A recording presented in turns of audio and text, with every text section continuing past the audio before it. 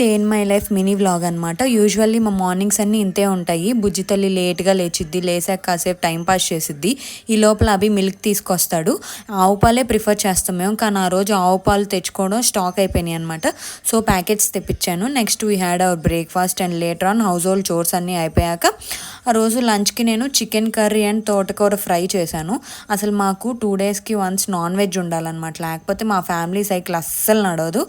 Next evening నికోలీ bakery అనే small bakery come చిమ్లౌట్ spot లాగా అనమాట. అది రెగ్యులర్గా మేము తినేది ఇక్కడ పిజ్జా చాలా థిన్ లేయర్ క్రస్ట్, బేస్ చాలా థిన్గా ఉంటుంది, అందుకే అది ప్రిఫర్ చేస్తాను. యాక్చువల్లీ ఇక్కడ క్రీమ్ ఆఫ్ మష్రూమ్ అనేది నా ఫేవరెట్ అనమాట, బట్ ఆ రోజు అది లేదన్నారు, సో పిజ్జా తీసుకున్నాం.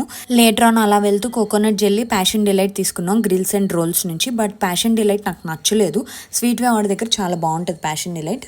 సో నా డే అలా అయిపోయింది అనమాట. ఫుల్గా కవర్ చేయలేదని నా ఫీలింగ్. ఈసారి ఫుల్ వ్లాగ్